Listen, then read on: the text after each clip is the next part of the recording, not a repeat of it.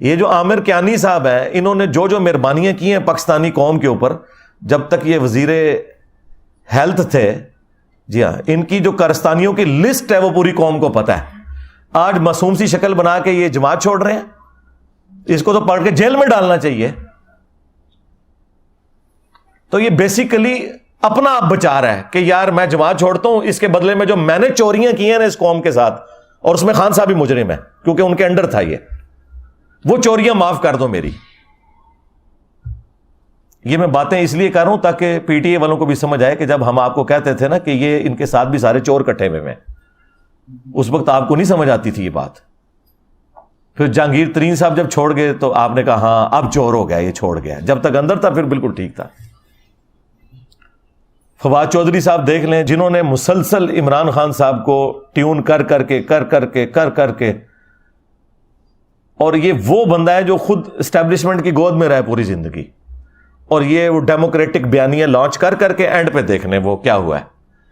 اب وہ یعنی وہ بیانات جس قسم کے دے رہا ہے، کچھ عرصے بعد شاید آپ کو یہ بھی خبر ملے کہ اس نے بھی پی ٹی آئی چھوڑ دیا ہے. ویسے اس نے مورلی تو چھوڑ دیا ہے جو کچھ اس نے بیان دیے ہیں. تو جب بھی کسی پہ برا وقت آتا ہے تو وہ خود بخود اس کے سارے وہ بیانیے، وہ سارے معاملات ختم ہو جاتے ہیں.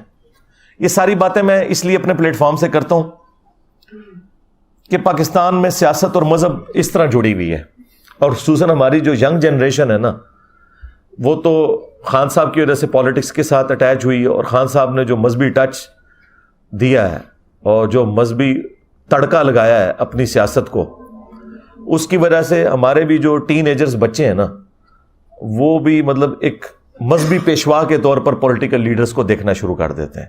یہ چیز بالکل نہیں ہونی چاہیے. ان کو پولیٹیکل لیڈرز کے طور پر دیکھیں اور انہیں کوئی مذہب کے پوائنٹ آف ویو سے آئیڈیل نہ آپ سمجھا کریں کہ یہ لوگ کوئی مذہبی پیشوا ہے، کوئی آپ کو کوئی ایسا حکمران ملنے والا ہے اب یہ ہو جائے گا وہ ہو جائے گا. کچھ بھی نہیں ہوگا. اور میں پاکستان کی جو فوج ہے اس کو بھی ریکویسٹ کروں گا، آرمی چیف سے بھی، کہ معاملات کو پازیٹیولی لے کر چلیں. صرف جو سرغنہ ہیں بڑے انہیں سزائیں دیں. جو چھوٹے بچے ہیں، کوئی مور چوری کر کے نکلا ہے، وہ آپ کہہ رہے ہیں میں تو اس کو ریسکیو کرنے کے لیے نکلا تھا، ٹھیک ہے نا. تو بس اتنا سارا ہی ہوتا ہے جی انقلاب. یہ بڑا مشکل کام ہے. پھانسی کے پھندے کو چوم لوں گا، ٹھیک ہے نا. میں آپ کو بتاؤں یہاں پہ جو 3 دفعہ مجھ پہ مرڈر اٹیمپٹ کر کے گئے ہیں نا، کسی نے بھی پھندا نہیں چوما. دوسرے دن ہی صحت جرم سے انکار کر دیا. تینوں مرڈر اٹیمپٹس کی ویڈیوز ریکارڈ ہیں جو کہ سی ٹی وی کیمرے لگے ہوتے ہیں ہمارے. اس کے باوجود ضمانت کے لیے اپلائی کیا، اور ضمانت کے لیے پہلی شرط یہ ہوتی ہے کہ آپ وہاں لکھتے ہیں کہ میں نے جرم کیے نہیں، میں ادھر موجود ہی نہیں تھا. تو 2 منٹ پہلے جو بندہ کہہ رہا ہے میں پھندا چوم لوں گا تو اس کو چاہیے چوم لے. اور یہ سارے کرتے رہے ہیں. ممتاز قادری نے بھی رحم کی اپیل کی تھی.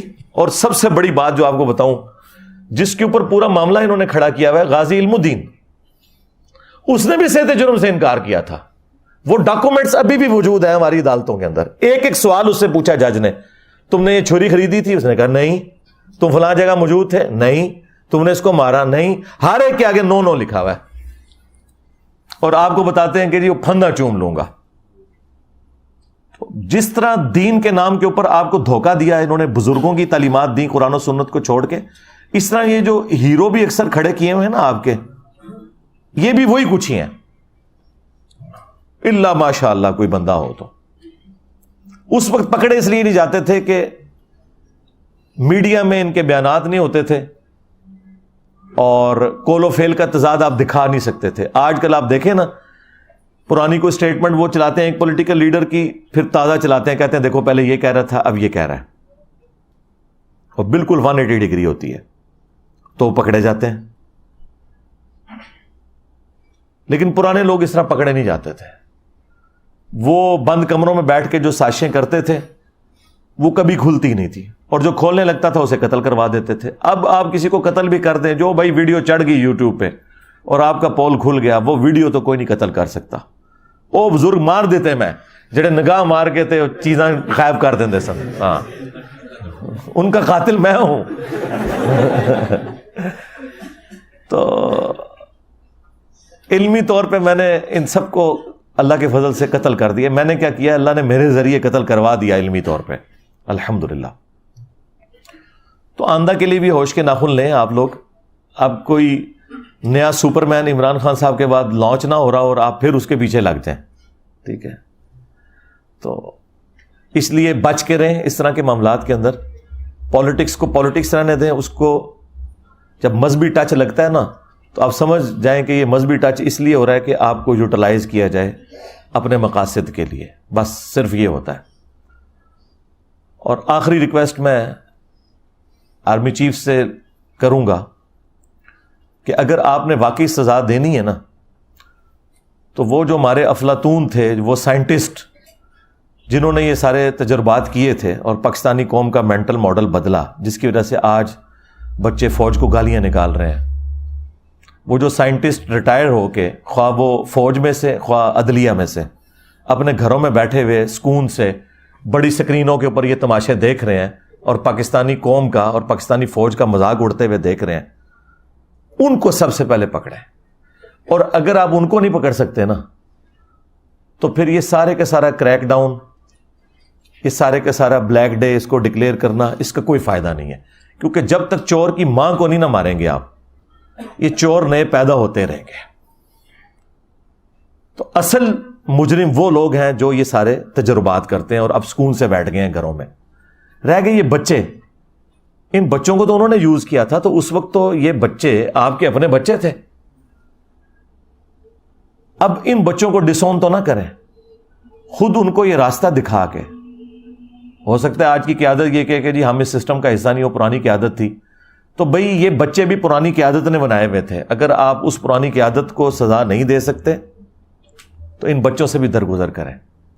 ہاں جو بالکل آدھی قسم کے مجرم ہیں, جس طرح یہ کہہ رہے ہیں کہ کچھ اس میں دہشت گرد بھی ہیں, کچھ 40-50 کے قریب جو ٹرینڈ تھے, جنہوں نے ایک جگہ پہلے عسکری ٹاور کو بھی آگ انہوں نے لگائی, اور اسی طریقے سے جناح ہاؤس کو, کور کمانڈر ہاؤس کو بھی آگ انہوں نے لگائی. یہ ٹرینڈ لوگ تھے.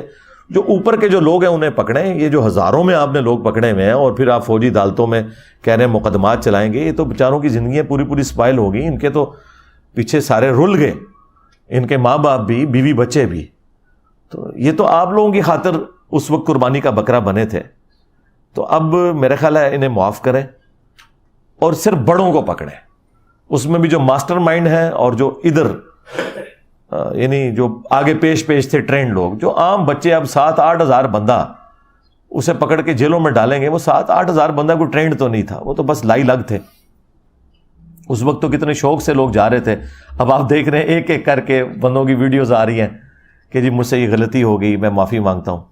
اور اس وقت ان کا آپ جوش کا لیول دیکھیں, لگتا تھا پتہ نہیں پاکستان میں کوئی انقلاب لے کے آ جائیں گے. یہ میں نے آپ کو بارہا بتایا کہ اس طرح کا انقلاب پاکستان میں انشاءاللہ کبھی بھی نہیں آئے گا, اور نہ اللہ کرے کہ کوئی اس طرح کا انقلاب آئے.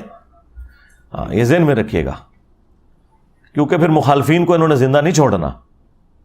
ادھر انقلاب اس لیے نہیں آئے گا کہ ادھر فرقے بھی بے شمار, پولیٹیکل اختلافات بھی بے شمار, کبھی کوئی ایک لیڈر کے نیچے یہ جمع ہو ہی نہیں سکتے.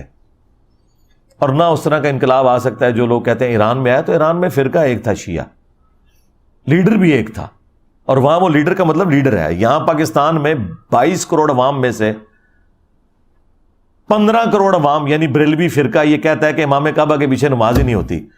اور جو مسلمان امام کعبہ کے پیچھے نماز کا قائل نہ ہو, وہ کسی مذہبی لیڈر کو اپنا لیڈر مان سکتا ہے.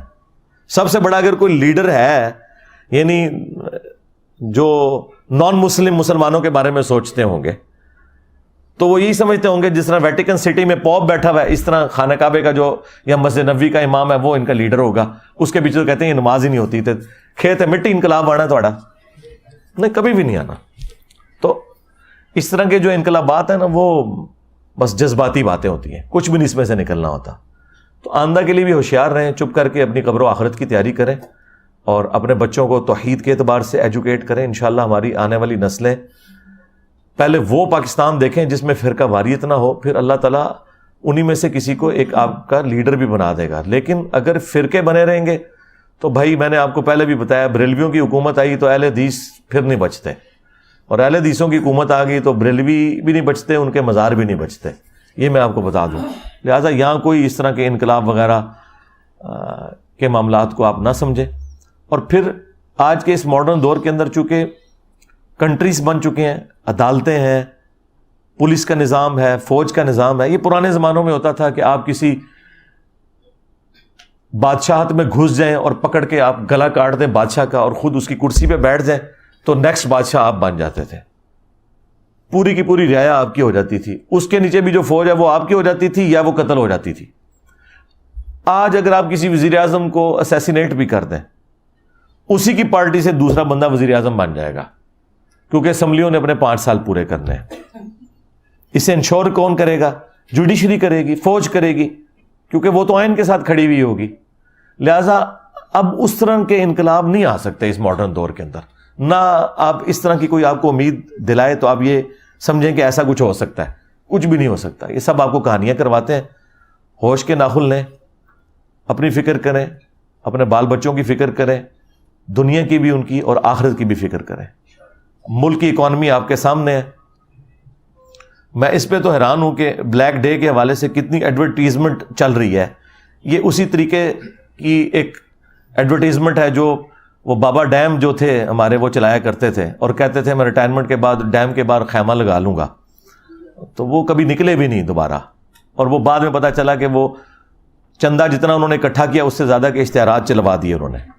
ٹھیک ہے, تو اشتہارات کی بجائے نا پازیٹیولی کوئی معاملات کو لے کے چلیں, ورنہ یہ اس طریقے سے ڈیم فول آپ کو آپ کے بڑے بناتے رہیں گے.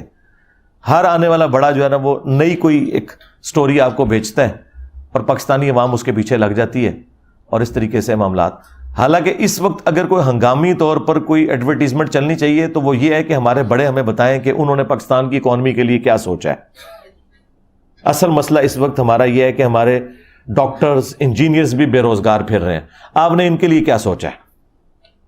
اس کے اوپر تو مجھے کوئی ایڈورٹیزمنٹ نظر نہیں آ رہی ہے. کوئی کسی کی کوئی فکر نظر نہیں آ رہی سوائے اس کے کہ ہمیں فلاں دوست ملک بھی قرضہ دے رہا ہے, فلاں دوست ملک بھی قرضہ لے رہا ہے. یعنی یہ آپ یہ عوام کو بتانا چاہ رہے ہیں کہ ہم قرضہ لیں گے اور کھا جائیں گے, بھاگ جائیں گے. اور کوئی قرضہ مانگے گا تو کہیں گے کہ آیا جے غوری. وہ اس طرح دنیا کا نظام چل رہا ہے. ہاں, آیا جے غوری. تو ہمیں بتائیں کہ اس وقت ملک کہاں پہ کھڑا ہے, کتنے لوگ بے روزگار ہیں, اتنے لوگوں کی روزگار کا آپ نے اتنے سالوں میں کیا بندوبست کیا ہوا ہے, ہماری بیسک نیڈز کس طرح پوری ہوں گی. اس کے اوپر ہمیں کوئی لائے عمل بتایا جائے. اور ٹوٹلی پچھلے 10 دن سے آپ دیکھ رہے ہیں کہ ایک ہی رونا رویا جا رہا ہے. اور یہ تو ایک وقتی مسئلہ حل ہو جائے گا. جو پرماننٹلی ہمارے ساتھ مسائل اٹیچ ہے نا, سب سے بڑا ہمارا اکانومی کا مسئلہ, اس کے بعد بیسک ایجوکیشن کا مسئلہ, اس کے بعد ہیلتھ کا ایشو, ہمارا سیکیورٹی ایشو تو بعد میں آئیں گے ہمارے. اصل تو مسئلہ یہ ہے کہ جب روٹی نہیں ہے پیٹ میں ڈالنے کو تو باقی سارے مسئلے کیسے بڑے ہو سکتے ہیں اس کے مقابلے میں. وہ تو سیاڑے تو کہتے ہیں نا روٹی جڑا وہ 6واں فرض ہے اسلام دا. ہاں ظاہر ہے جی, مفلسی تو کفر کے قریب ہے. تو ہم اینڈ پہ پاکستان کے لیے, پاکستان کی عوام کے لیے, پاکستان کے بڑوں کے لیے بالخصوص اور پورے عالم اسلام کے لیے بالعموم دعا کرتے ہیں کہ اللہ تعالیٰ ان سب کی مشکلات آسان فرمائے, اور جن جن بھلائیوں کا سوال رسول اللہ صلی اللہ علیہ وآلہ وسلم نے کیا تمام مسلمانوں کے حق میں ان بھلائیوں کو قبول فرمائے, اور جن جن چیزوں کے شر سے اللہ کے محبوب صلی اللہ علیہ وآلہ وسلم نے پناہ طلب کی ان تمام چیزوں کے اگینسٹ ہم سب کو پناہ عطا فرمائے.